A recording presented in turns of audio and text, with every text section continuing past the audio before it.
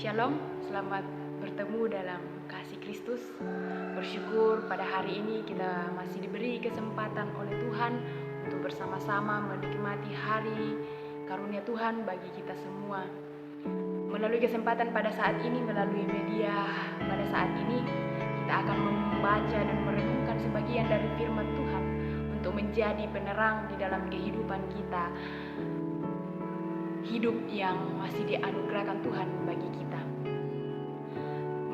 Bacaan kita pada hari ini yang akan kita renungkan bersama yaitu dari kitab Rut pasal 2 ayat 1 sampai 23. Sebelum kita membaca firman Tuhan, mari kita berdoa. Puji dan syukur kami panjatkan ke hadapan-Mu ya Tuhan, oleh karena begitu besar kasih setia yang Tuhan terus nyatakan dalam kehidupan kami.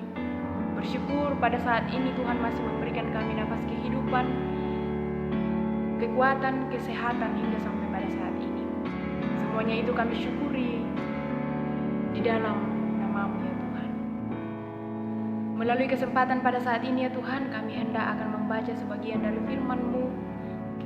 Ya Allah Roh Kudus, kiranya menerangi hati dan pikiran kami, sehingga kami dapat memahami firman-Mu, sehingga kami praktekkan di dalam kehidupan kami, hidup yang masih Tuhan anugerahkan bagi kami semua.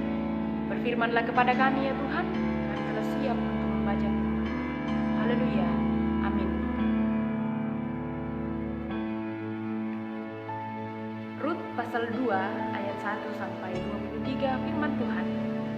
Naomi itu mempunyai seorang sanak dari pihak suaminya, seorang yang kaya raya dari kaum Elimelek, namanya Boaz.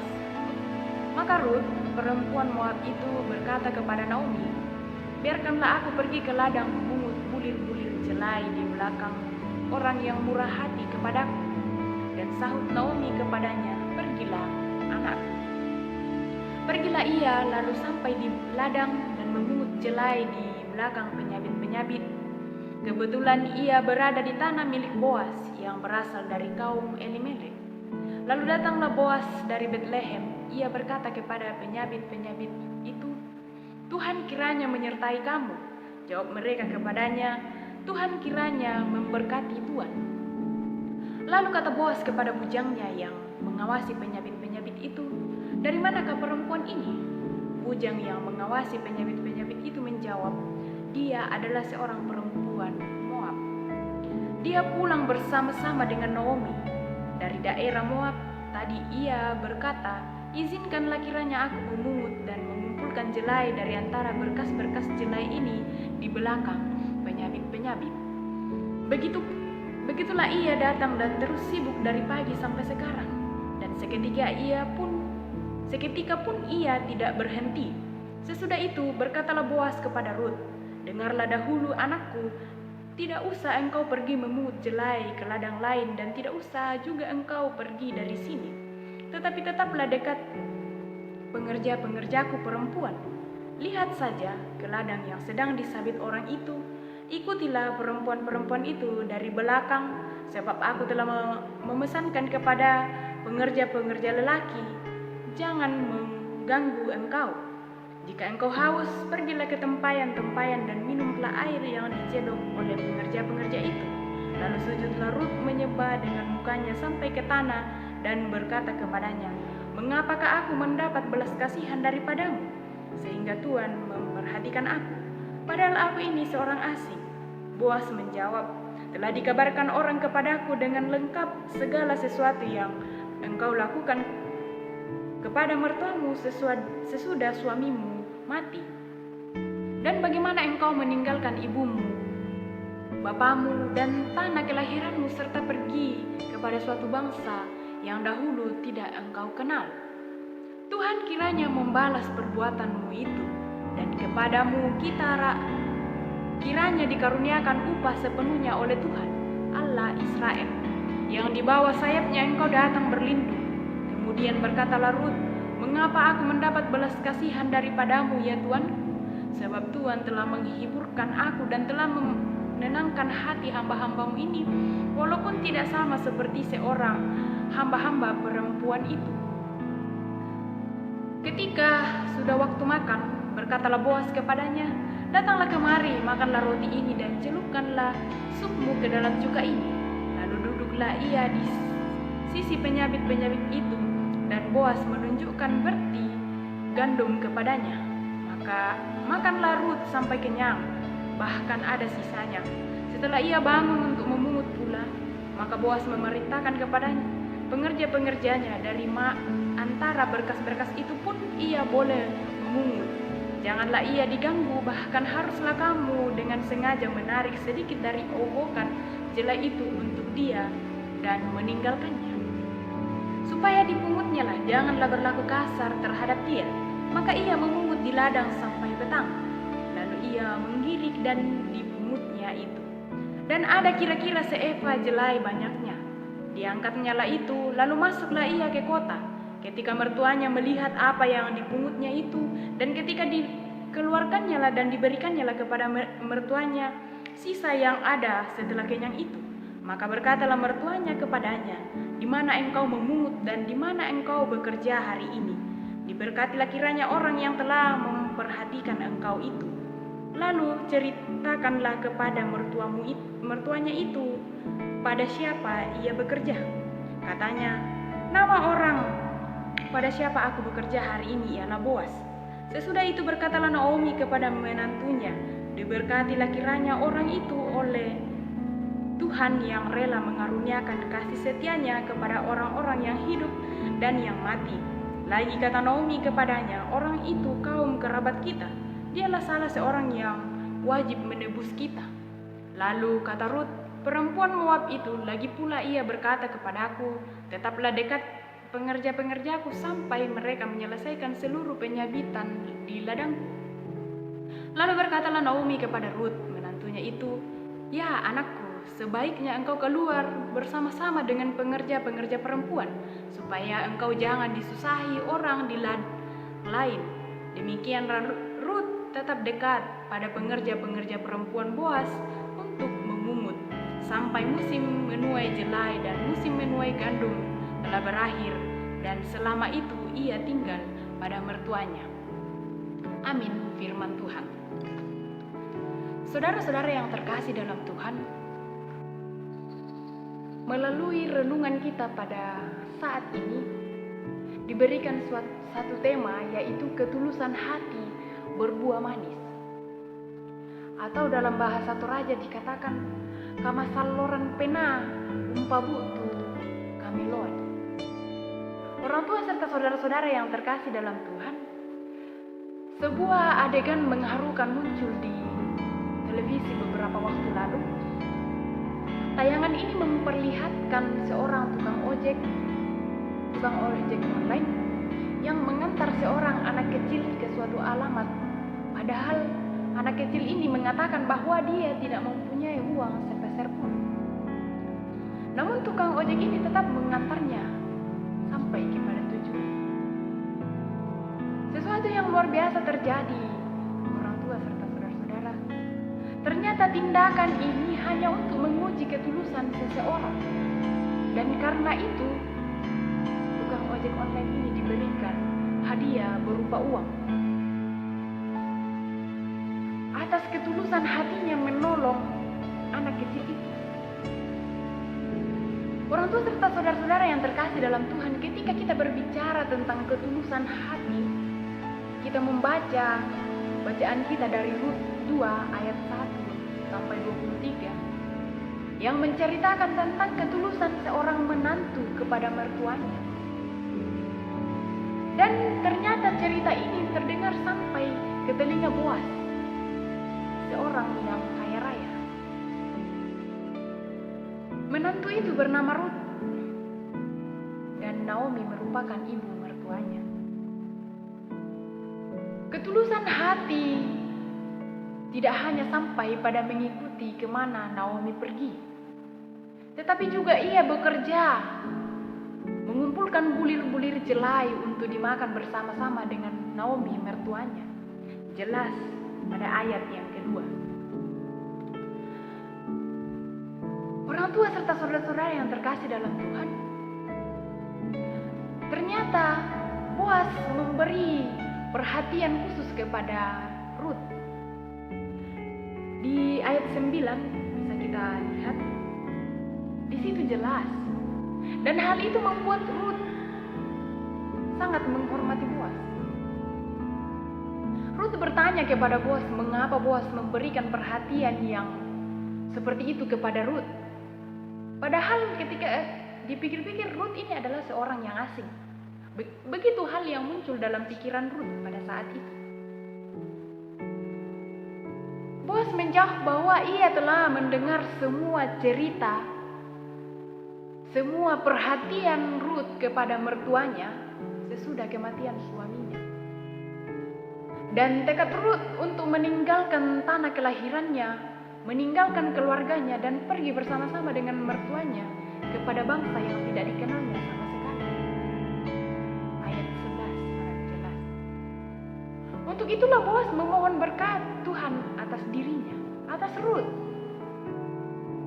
Melalui cerita ini, orang tua serta saudara-saudara yang terkasih dalam Tuhan, dalam menjalani kehidupan, ketulusan hati haruslah menjadi ciri hidup kita sebagai orang-orang yang hidup, yang telah hidup di dalam Kristus. Saat kita menolong orang lain, perlu kita sadari bahwa kita harus menolongnya sesuai dengan ketulusan hati. Seperti Rut, seperti Tuhan yang telah menolong kita juga. Dia melakukannya dengan ketulusan hati. Maka ketika kita menolong orang, lakukanlah itu dengan penuh ketulusan hati tanpa mengharapkan imbalan. Sering sekali kita menolong orang lain. Biasa kita berpikir bahwa saya menolong supaya orang melihat saya bahwa wah, ternyata dia baik. Ternyata dia bisa menolong banyak orang. Terkadang banyak dari kita melakukan hal-hal seperti itu.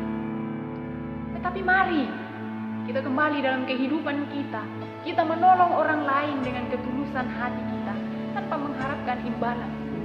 Karena sikap itulah yang akan menjadi berkat bagi kehidupan kita dalam menjalani hidup ini. Kiranya Roh Kudus Tuhan terus menerangi hati kita untuk terus hidup dalam ketulusan hati. Karena itulah yang akan menjadi buah manis dalam hidup kita. Amin. Firman Tuhan. Mari kita berdoa. Bapa di surga, Bapa yang selalu kami puji dan kami muliakan dalam kehidupan kami. Pada saat ini ya Tuhan, kami memuji dan memuliakan akan nama-Mu. Oleh karena begitu besar kasih setia Tuhan yang terus nyata dalam kehidupan kami.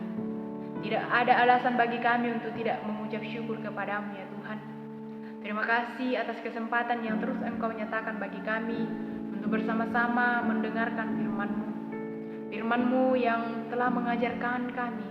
Firman-Mu yang begitu luar biasa bagi kami pada saat ini ya Tuhan. Terima kasih ya Tuhan atas firman-Mu yang mengajarkan kami bahwa ketulusan hati adalah hal yang paling baik yang perlu kami lakukan. Karena dengan ketulusan hatilah berasalnya berkat untuk kami pakai menjalani kehidupan ini.